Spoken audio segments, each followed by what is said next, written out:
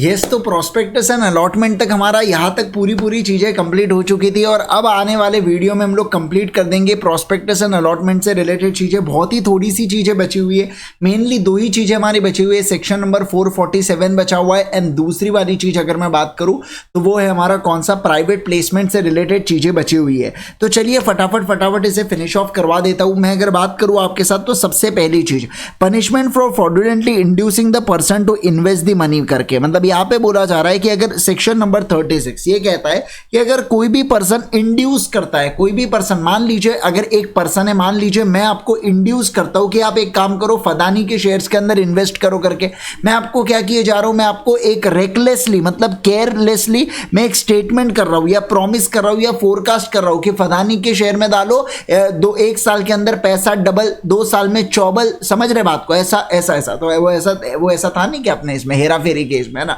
Double चौबल, तो ऐसी वाली चीज तो मैं आपको बोले जा रहा हूं, मैं आपको इंड्यूस कर रहा हूं। तो मुझे आप एक बात बताइए कि आपको वाकई लगता है कि ऐसे केस के अंदर चीजें बनने वाली है करके? नहीं सर। तो हम लोग यहां पे क्या करेंगे, तो any agreement with a view to acquiring, disposing या सब्सक्राइबिंग या अंडरराइटिंग सिक्योरिटीज के लिए, तो मैं जब आपको इंड्यूस करूं इस मत से कि आप क्या करो, सिक्योरिटीज को एक्वायर, डिस्पोज या सब्सक्राइब करो, दूसरा आप एग्रीमेंट करो to secure the profit from the parties, या तीसरा बोला जा रहा है for obtaining the credit facilities from the bank या फाइनेंशियल इंस्टीट्यूशन। तो ऐसे केस के अंदर आप कोई भी स्टेटमेंट्स वगैरह करते हो जो झुट्टू होते हैं, तो ऐसे केस में ये सारे लोगों को जो रेकलेसली स्टेटमेंट दे रहे हैं उनको भी 447 के अंदर लपेट दिया जाता है। ऐसी वाली बात यहाँ पे की जा रही है। अब मैं अगर बात करूँ आपके साथ, तो नेक्स्ट बोला जा रहा है एक्शंस बाय अफेक्टेड पर्संस। अब ये एक्शन बाय अफेक्टेड पर्संस का क्या मतलब होता है कि वो सारे लोग बेटा जो अफेक्ट हो जाते हैं ना, जैसे अब देखो मान लीजिए कंपनी अगर मिस स्टेटमेंट करती है अपने प्रोस्पेक्टस के अंदर, तो बहुत सारी जनरल पब्लिक जो है ना वो अफेक्ट होने वाली है। तो ये क्या, जनरल पब्लिक एक साथ एक क्लास मिलके, मतलब जैसे अगर मैं सिक्योरिटी होल्डर्स है तो मान लीजिए इक्विटी सिक्योरिटी होल्डर्स, तो सारे के सारे इक्विटी मिलके क्या कंपनी के ऊपर केस कर सकते हैं क्या? हाँ सर बिल्कुल। इंस्टेड ऑफ हर एक पर्सन एक कंपनी लॉ के अंदर जा रहा है, एक पर्सन जा रहा है बेटा कोर्ट ऑफ लॉ में, तो कोर्ट भी कह रहा है यार ये क्या लगा रखा है करके, एक पर्सन आए जा रहे हैं, हमें बहुत तकलीफ हो रही है, काम करो, ये सारे क्लास वर्सेस कंपनी यहाँ पे आप केस लड़ लीजिए। ऐसी वाली बात या ऐसी वाली चर्चा यहाँ पे की जा रही है। अब नेक्स्ट अगर मैं आता हूं कौन सी चीज के ऊपर, सेक्शन नंबर 447 के ऊपर आता है। सेक्शन नंबर 447 यहां पे फ्रॉड से रिलेटेड बात करता है कि अगर आप फ्रॉड की पेनल्टी के रिगार्डिंग बात किया, सबसे पहले फ्रॉड का मतलब क्या होता है, कोई भी ऐसा एक्ट, ओमिशन, कंसीलमेंट का मतलब होता है छुपाना या अपने पोजीशन का अब्यूज करना, जिससे आप सामने वाले व्यक्ति को ठगना चाहते हो, आप अनड्यू, आप डिसीव करके उससे अनड्यू एडवांटेज ऑब्टेन करना चाहते हो, तो उस चीज को फ्रॉड बोला जाता है। क्या बोला जाता है, बोलो फ्रॉड। फिर से कहेंगे, कोई भी ऐसा एक्ट, ओमिशन, कंसीलमेंट या अब्यूज ऑफ पोजीशन जिससे आप सामने वाले व्यक्ति को ठगना चाहते हो ताकि आप उससे एडवांटेज ऑब्टेन कर सके, तो उस चीज को हम लोग कहते हैं फ्रॉड। सभी लोग बोलेंगे क्या कहते हैं, फ्रॉड कहते हैं। अब मैं अगर बात करूं आपके साथ, तो फ्रॉड के केस में देखो इंस्टीट्यूट ने क्या कर रखा है। फ्रॉड की अगर मैं बात करूं, सेक्शन नंबर 447 की बात करूं, तो कंपनीज एक्ट क्या कहता है, 1% ऑफ टर्नओवर, ठीक है, 1% और टर्नओवर और 10 लाख रुपए, विचेवर इज लोअर। अब ये जो विचेवर इज लोअर है ना बेटा, इसको क्या कर रखा है, इसको एक लिमिट बना रखा है। सभी लोग बोलेंगे ये क्या है, ये एक लिमिट है।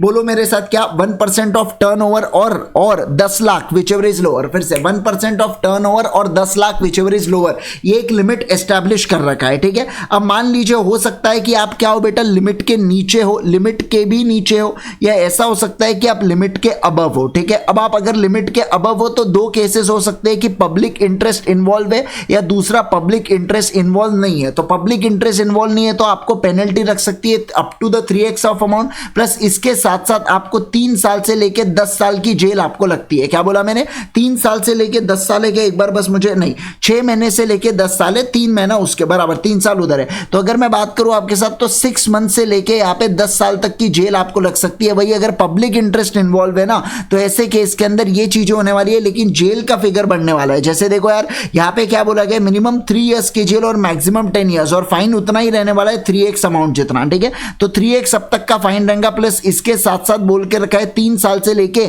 10 साल तक की जेल आपको लगने वाली है। बस यहाँ पे इतनी चीजें चेंज हो रही है, यहाँ पे 6 मंथ्स है, यहाँ पे 6 इयर्स है। और यही अगर मैं बात करूं आपके साथ, मान लीजिए प्रिस्क्राइब लिमिट से लोअर है तो आपको क्या लग सकता है, 50 लाख तक की, क्या बोला यहाँ पे, अप टू 50 लाख तक का फाइन और यहाँ पे आपको जेल भी हो सकती है, और जेल का भी अमाउंट कितना दे रखा है, 5 ईयर तक की जेल यहाँ पे बोल रखी है। तो 5 ईयर्स तक, अप टू 5 ईयर्स तक जेल आपको यहाँ पे की जा सकती है। ऐसी वाली बात, ऐसी वाली चीज यहाँ पे हो जाती है। क्या आप इस बात को सभी लोग समझे? तो देखो 447 के अंदर क्या कहा, 1% ऑफ टर्नओवर और 10 lakh which ever is lower, ये एक लिमिट है। अब ये लिमिट से नीचे का अगर फ्रॉड होता है तो 50 लाख या अप टू 5 ईयर्स तक का आपको और है, ठीक है। लेकिन अबव है तो ऐसे केस के अंदर यहाँ पे क्या बोला जा रहा है, पब्लिक इंटरेस्ट इन्वॉल्व नहीं है, पब्लिक इंटरेस्ट इन्वॉल्व है। पब्लिक इंटरेस्ट इन्वॉल्व है तो 3x ऑफ अमाउंट और उसके साथ साथ 3 ईयर्स से लेके 6 ईयर्स तक, और उसके अंदर अगर पब्लिक इंटरेस्ट इन्वॉल्व नहीं होता है तो 3 ईयर्स प्लस उसके साथ साथ 6 महीने से लेके 10 साल तक यहाँ पे आपको फाइन लग सकता है। ऐसी वाली बात, ऐसी वाली चर्चा यहाँ पे की गई है।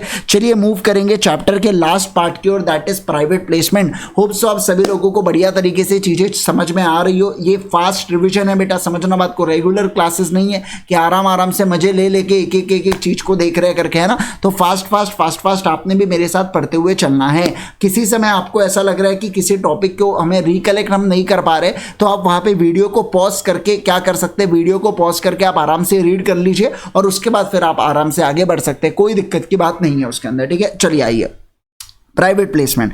प्राइवेट प्लेसमेंट का मतलब क्या होता है? सबसे पहली बात तो देखो, प्राइवेट प्लेसमेंट की अगर मैं बात करूं तो इसका मतलब होता है कि is a way of raising capital जो इन्वॉल्व करता है इशू ऑफ सिक्योरिटीज, लेकिन small number two the small investors.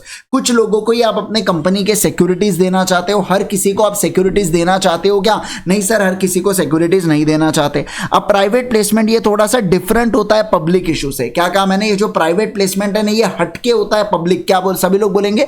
Private placement different होता है पब्लिक इशू से, जहां पे सिक्योरिटीज हम अवेलेबल करवा रहे केवल और केवल कुछ इन्वेस्टर्स को, सारे लोगों को अवेलेबल नहीं करवा रहे, कुछ लोगों को हम लोग अवेलेबल करवा रहे हैं, ठीक है। Okay sir. Issue of shares on the private placement basis. अब जब भी आप शेयर्स को इशू करते हो उसके रिगार्डिंग यहां पे पूरी प्रक्रिया यहां पे चालू होने जा रही है। चलिए आइए रूल्स को पढ़ेंगे। रूल 14 को सबसे पहला एप्लीकेबिलिटी, तो सेक्शन नंबर 42 ऐसे क्लासेस ऑफ कंपनी के बारे में बात करता है जहां पे क्या होने वाला है, प्राइवेट प्लेसमेंट एप्लीकेबल होने वाला है। अब offer to be made only to the selected group of persons. तो यहां पे देखिए क्या बोला जा रहा है, जो बोर्ड ऑफ डायरेक्टर्स है ना बेटा, सभी लोग बोलेंगे क्या, जो बोर्ड ऑफ डायरेक्टर्स है वो क्या करते हैं, पर्संस को आइडेंटिफाइड करते हैं। इन्हें आइडेंटिफाइड पर्संस भी बोला जाता है। तो जो बोर्ड है ना वो क्या करेंगे, आइडेंटिफाइड पर्संस को ढूंढेंगे जो 50 से ज्यादा नहीं होना चाहिए, मोर देन 50 नहीं होना चाहिए, और हायर नंबर एज में भी प्रिस्क्राइब्ड। और ये नंबर कितना प्रिस्क्राइब्ड है, 200 प्रिस्क्राइब्ड है। सभी लोग बोला क्या, मैंने बोला कि बोर्ड ऑफ डायरेक्टर्स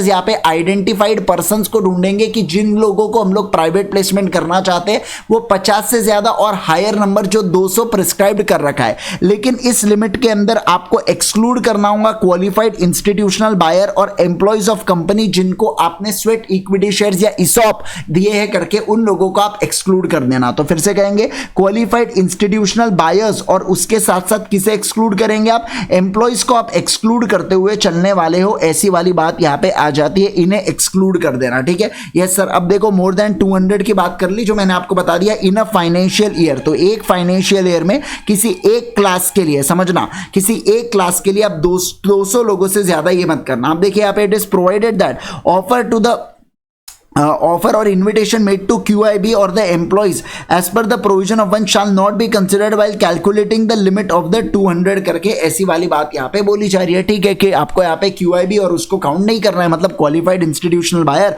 और एम्प्लॉइज को आप यहाँ पे काउंट मत करिए। अब यहाँ पे देखो नॉन एप्लीकेबिलिटी ऑफ सब रूल। नॉन एप्लीकेबिलिटी ऑफ सब रूल का मतलब होता है ये जो सब रूल 2 है ना बेटा, ये जो सब रूल 2 यहाँ पे बोल के रखा है ना, ऐसे केस के अंदर नॉन एप्लीकेबिलिटी, इसकी नॉन एप्लीकेबिलिटी नहीं होंगी। मतलब क्या, QIB और एम्प्लॉय से ये काउंट किए जाएंगे, ऐसी वाली बात यहां पे बोली जा रही है। कब सर, जब यहां पे प्राइवेट प्लेसमेंट NBFCs में हो रहा है जो रजिस्टर्ड विद RBI, और दूसरा हाउसिंग फाइनेंस कंपनीज में हो रहा है, तब जाके हम लोग क्या कहेंगे कि यहां पे इन दोनों चीजों को आपको 200 के लिमिट में काउंट करना है। मतलब क्वालिफाइड इंस्टीट्यूशनल बायर्स को भी और एम्प्लॉयज को भी आपको 200 के लिमिट में काउंट करना है। ऐसी वाली बात या ऐसी वाली चीजें यहां पे बोली जा रही है। क्या आप इस बात को समझे? Yes sir. अब देखिए क्या next, issue of manner of issue of private private placement offer and application. अब यहाँ पे जो प्राइवेट प्लेसमेंट है ना, अब देखिए क्या होता है कि यहाँ पे कंपनी जो है यहाँ पे क्या देने वाली है, इनको प्राइवेट प्लेसमेंट ऑफर देने वाली है। प्राइवेट प्लेसमेंट ऑफर कंपनी देंगी किसको, आइडेंटिफाइड पर्सन को, और आइडेंटिफाइड पर्सन उसका एक्सेप्टेंस देने वाला है। क्या देने वाला है बताइए मुझे, एक्सेप्टेंस देने वाला है। और वो एक्सेप्टेंस और ये वाले प्राइवेट प्लेसमेंट ऑफर में क्या यहाँ पे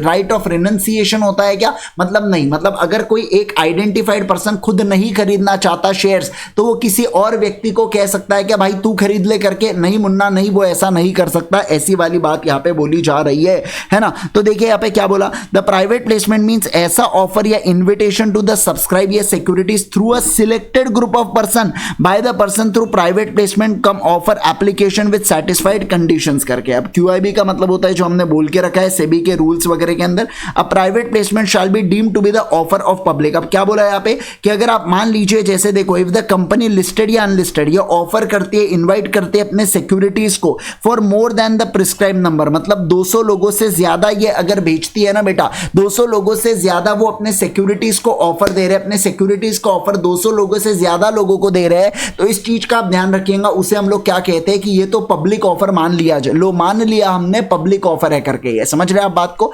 पब्लिक ऑफर क्यों, क्योंकि प्राइवेट प्लेसमेंट केवल और केवल आइडेंटिफाइड पर्सन को, जो कितने हो सकते हैं 200, आप 200 से ऊपर की लिमिट क्रॉस करो भैया, खत्म करो, बस बहुत हुआ करके। अब है ना, आइए अब रिक्वायरमेंट ऑफ स्पेशल रिजोल्यूशन, क्या हमें SR पास करना होगा क्या, यस सर हमें SR को पास करना होगा। इस चीज का आप ध्यान रखना है ना, जब भी आप प्राइवेट प्लेसमेंट करना चाहते हो तो आपने क्या करना है, आपने SR को पास करना है, जिसके एक्सप्लेनेटरी स्टेटमेंट के अंदर क्या लगने वाला है, पर्टिकुलर्स ऑफ ऑफर लगेगा, date of passing board resolution, कौन से काइंड ऑफ सिक्योरिटीज को और प्राइस पे आप इशू कर रहे हो, बेसिस ऑफ जस्टिफिकेशन, ये प्राइस पे आप कैसे पहुंचे, कौन वैल्यूअर ने परफॉर्म किया, अमाउंट जो रेस करना चाहते बाय वे ऑफ सिक्योरिटीज, और कोई मटेरियल टर्म्स तो नहीं है बेटा जो सिक्योरिटीज के ऊपर क्या दे रहे हैं, आज दे रहे हैं, उस चीज के रिगार्डिंग बात की जा रही है।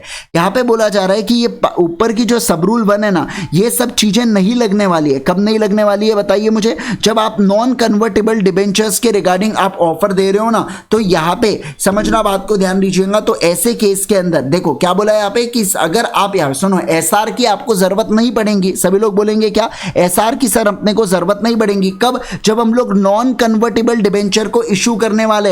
लेकिन एक चीज का ध्यान रखना, वो जो प्रपोज लिमिट है ना, जितना हम लोग इशू करने वाले हैं ना बेटा, वो लिमिट में है as per section 180 subsection 1 clause C, जो कहता है 100% of paid up share capital plus free reserve plus security premium account. अगर इतना आप कैपिटल रेस कर रहे हो ना, तो आपको SR की जरूरत नहीं पड़ने वाली है, आपको स्पेशल रिजोल्यूशन नहीं लगने वाला है। ऐसी वाली बात है, क्या आप इस बात को समझे, बोलो बोलो बोलो मुझे, क्या आप इस बात को समझे, है ना। तो ये वाली बात बोल दी गई है। सर क्या बोला जा रहा है बताइए, अगर हम 100% paid up share capital plus FR plus ये कर रहे हैं, तो ऐसे केस के अंदर हमें यहाँ पे SR की जरूरत ही नहीं पड़ेगी, अगर हम लोग क्या नॉन कन्वर्टेबल डिबेंचर इशू कर रहे हैं। लेकिन मान लो हम नॉन कन्वर्टेबल डिबेंचर को इशू कर रहे हैं, लेकिन ये लिमिट से ऊपर जा रहा है, तो आपको पूरे साल भर के लिए एक SR लगने वाला है। क्या बोला है यहाँ पे, पूरे साल भर के लिए only once in a year आपको SR लगने वाला है ऐसे डिबेंचर्स के लिए। ऐसी वाली बात बोली गई है। सर एप्लीकेशन फॉर्म कौन सा होने वाला है, PAS 4 होने वाला है एप्लीकेशन फॉर्म, जिसके अंदर आप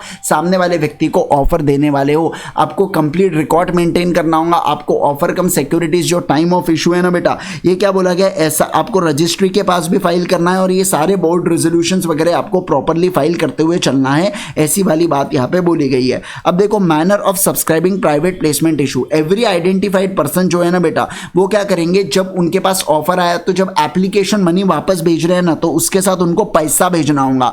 पैसा किसके थ्रू भेजेंगे, चेक या डीडी के थ्रू या कोई भी बैंकिंग चैनल, मतलब मैं अगर बात करूं कोई भी बैंकिंग चैनल, जीपे करना है करो ना, मेरा क्या जा रहा, समझ रहे आप बात को, आप कुछ भी कर सकते हैं, बस कैश में मत भिजवाना, कैश को छोड़ के कोई भी बैंकिंग चैनल से आप करना चाहते हो बिल्कुल कर डालो।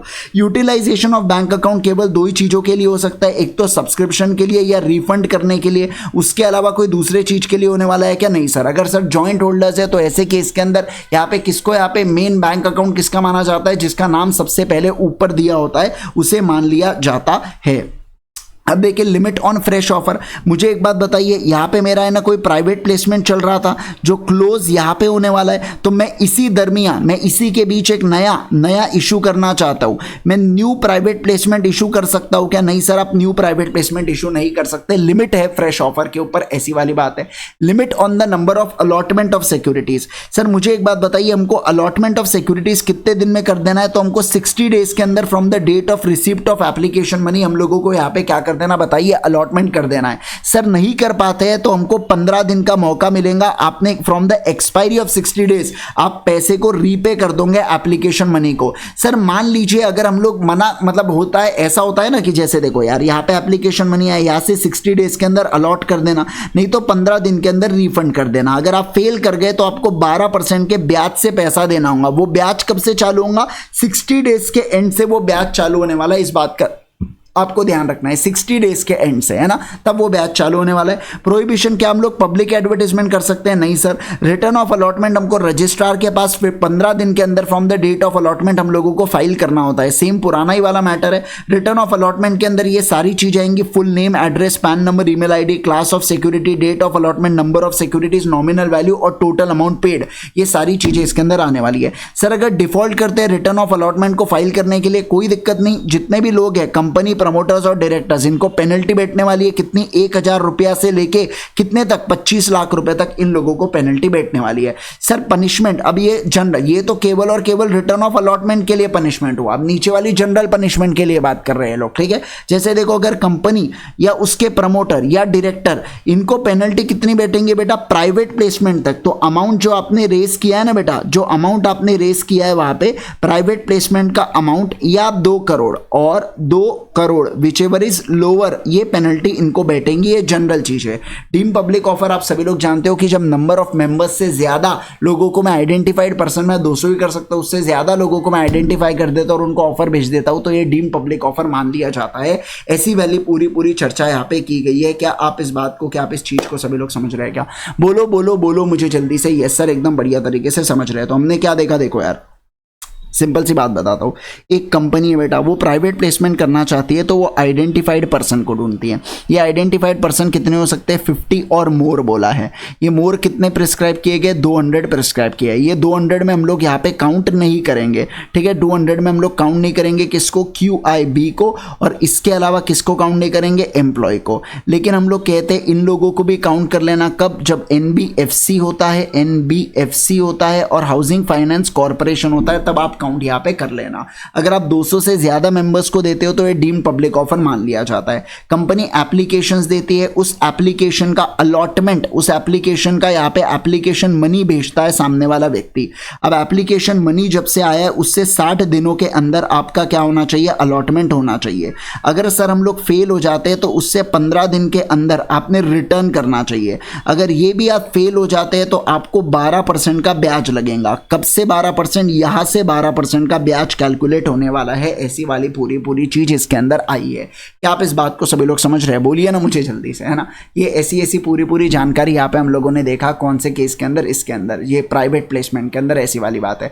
फिर रिटर्न ऑफ अलॉटमेंट फाइल करना होता है, जब से आपने अलॉट किया है तब से लेके 15 दिन के अंदर आप रिटर्न ऑफ अलॉटमेंट फाइल करते हो, है ना। अगर आप फेल हो जाते हो तो आपको यहाँ पे पनिशमेंट बोल के रखिए, और पूरे ये सिर्फ रिटर्न ऑफ अलॉटमेंट के लिए अलग पनिशमेंट है, और बाकी ये प्रक्रिया में कुछ भी गड़बड़ करे तो उसके लिए अलग पनिशमेंट है, जैसे अमाउंट ऑफ प्राइवेट प्लेसमेंट या 2 crore which ever is lower करके। ऐसी वाली बात पूरी यहाँ पे हो जाती है समाप्त। होप सो आप सभी लोगों को बढ़िया तरीके से सारी चीजें समझ गई हो। जाने से पहले मैं इतना कहना चाहूंगा कि अनअकैडमी के ऊपर आप हमसे स्ट्रक्चर्ड तरीके से पढ़ सकते हैं, प्लस या आइकॉनिक सब्सक्रिप्शन की मदद से। प्लस के अंदर आपको इंडिया के बेस्ट एजुकेटर्स मिल जाते हैं, लाइव टेस्ट एंड क्विजेस, सारी इंटरेक्टिव कोर्सेज एंड PDF मिल जाते हैं। सेम चीज है आइकॉनिक में। इसके अलावा आपको mentorship, study material, doubt solving और पूरे प्लस के बेनिफिट्स मिल जाए। प्लस हो या आइकॉनिक, आप जब भी अनअकैडमी का सब्सक्रिप्शन ले, आप यहाँ पे IG सर इस कोड का प्रयोग कर सकते हैं for maximum possible discount on Unacademy, right. तो इस कोड के प्रयोग से आपको मैक्सिमम पॉसिबल डिस्काउंट मिल जाता है अनअकैडमी के ऊपर। एक और बात बता दूं, आप अगर चाहे तो मेरा इंडिविजुअल कोर्स का सब्सक्रिप्शन भी ले सकते हैं, राइट। इंडिविजुअल में अगर आपको पढ़ना है कि नहीं हम केवल IG सर से लॉ पढ़ना चाहते हैं, तो आप अनअकैडमी के ऊपर सिर्फ मेरा सब्सक्रिप्शन भी ले सकते हैं। सिर्फ हमारी यहाँ पे जैसे एक पेन ड्राइव, गूगल ड्राइव नहीं होता है क्या, उसी प्रकार से आप हमारे सेशंस को देख सकते हैं, और वो भी लाइव देख सकते हैं, है ना। तो सर प्राइसिंग उसकी कितनी है? तो मैं अगर बात करूं कोड 999 उसकी प्राइसिंग है। उसके बाद अगर आप IG सर इस कोड का प्रयोग करते हैं तो अगेन आपको मैक्सिमम पॉसिबल डिस्काउंट जो भी अनअकैडमी के ऊपर चलता है वो मिल जाता है, राइट। तो ये अलग से कोर्स को भी हम लोग बाय कर सकते हैं क्या? बिल्कुल बिल्कुल बाय कर सकते हैं, ऐसी वाली बात यहाँ पे बोली जा रही है, राइट। बहुत बहुत thank you so much everyone, bye bye, take care, bye bye everyone. मिलते हैं हम लोग नेक्स्ट सेशन के अंदर, सी यू ऑल सून।